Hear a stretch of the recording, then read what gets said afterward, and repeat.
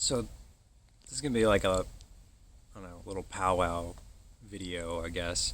Uh, so this is, I think the title is gonna be what I think of gardening so far since 2020, something like that. So I had been gardening a little bit prior to 2020, um, but I didn't really know what I was doing. I was kind of focusing on peppers and a bit of tomatoes here and there. Um, but like I said, I didn't know what I was doing. I just kind of put them in the ground, didn't really fertilize them, and didn't really understand why they weren't doing super well.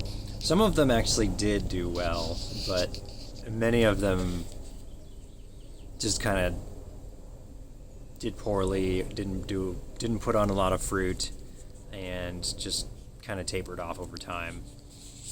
A couple of them we actually still have. We've had them, some of the peppers, for a few years, and I'm amazed that they've been that strong and have made it this far.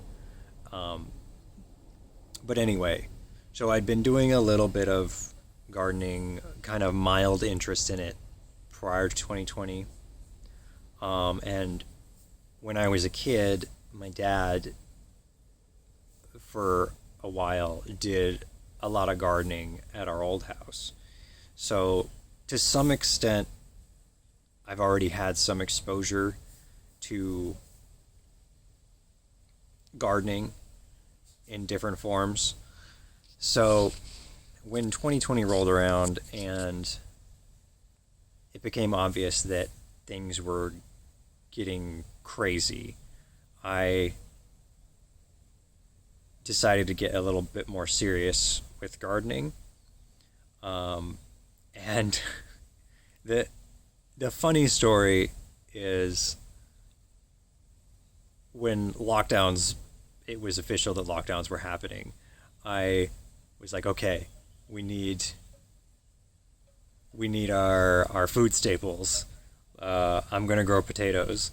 So that night I went outside in the dark and tried to plant potatoes. Because with my limited knowledge of growing potatoes, I knew that you could plant them and grow them that way. This was before I knew about chitting potatoes, and sprouting them to encourage growth when you do plant them. But anyway, so I went outside, planted a potato in the ground. I'm like, let's do this. It's on. I later would go on to dig up that potato and find that it had decomposed. So that first potato experiment was a failure, but you learn from your failures. There's a saying that gardeners kill the most plants, and you will kill so many plants all the time as a gardener, and you just learn from it. It's not a big deal. But I can say that I have learned such a tremendous amount since going down the rabbit hole and off the deep end. Obviously, starting gardening, and I continue to do so. I follow quite a bit of gardening channels and podcasts and blogs, etc., etc. So I'm steeping myself in it a lot. I have definitely ended up finding a passion and a hobby for it.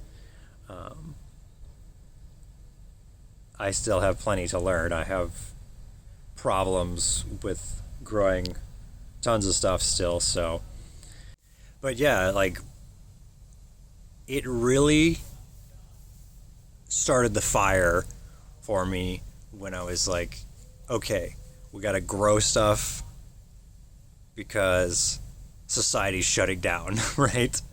And I, from what I understand, I am not alone. There has been a resurgence in gardening since 2020 and lockdowns, and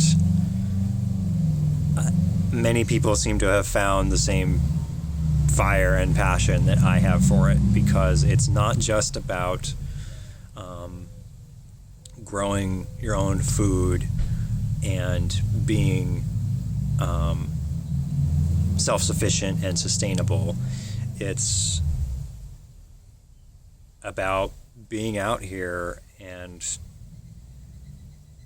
all the green and the nature. It's really fulfilling. I think many people will understand what I'm talking about. I feel very relaxed and settled when I'm working out here, and just doing a little bit of gardening. It really changes your day, and I get really excited to see like I'm growing a lot of stuff from seed, and you get so excited to see it put on new leaves, and you're like, oh my god, I grew that from seed. Like I have some apples that are grown from seed. They're still like maybe that big, but I'm like really proud of the apple seedlings. And like I've been saying, I'm good. And I've gone down the deep end, growing so many things and collecting so many things. I have like, I think I counted it up. I have a spreadsheet, and it was, I would have to redo the spreadsheet, but it's got to be like 300 different varieties of plants or more. It's absurd. And that could even be wrong. But I've started experimenting with tropicals that may or may not do well in this environment. I have cacao that is just, it's crazy to try growing it, but that's what makes it interesting. I ordered cacao pods from Puerto Rico. They shipped cross country, and I'm growing it from seed. I have 70 seedlings of cacao because I want to make my own chocolate at home one day. So it's definitely become a hobby, a passion, an obsession that is very fulfilling for me. We drove up several hours to find a nursery that had Camellia sinensis, that is the tea plant. We harvest those leaves to make tea, because I eventually want to experiment with making my own tea as well. And they're finally doing pretty well. They're starting to bush out, and I'm very proud of those plants as well.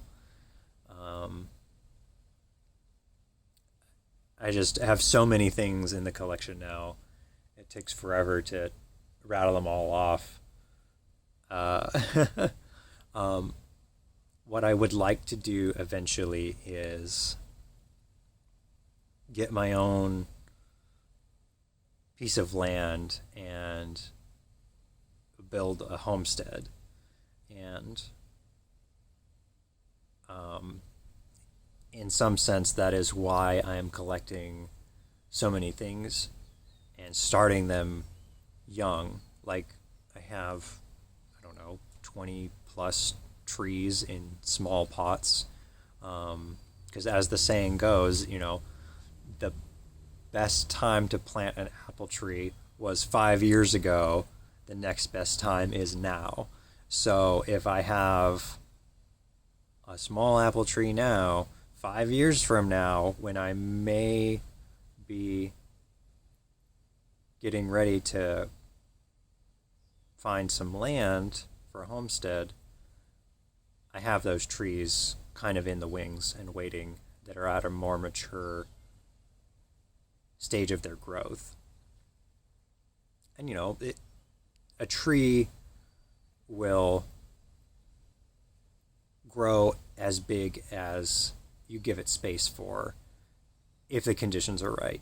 So I'm not worried about them getting root bound in their pot if I do have to hold on to them for a while. And if it comes to that, then I'll find better homes to them. I'm not worried about it. And I'm learning so much about all of these different varieties and plants just owning them. So even if the eventuality is that I don't get to put them in the ground myself, I am learning things hand over fist about these varieties and these plants. And again, it comes back to not only gaining knowledge about them, but it being really rewarding at the same time. Being able to watch these grow and know that you helped them grow. Yeah. But at this point, I'm rambling. I think many people can relate to what I'm talking about with gardening kind of changing their life. Because I had a small interest in it, but now it's ballooned into my number one hobby, and kind of shaping the direction of where I want to go in my future. So yeah, this has been a weird video, but I hope it kind of gives you an idea of the mindset that I'm in right now with gardening. Yeah. I'll see you in the next one.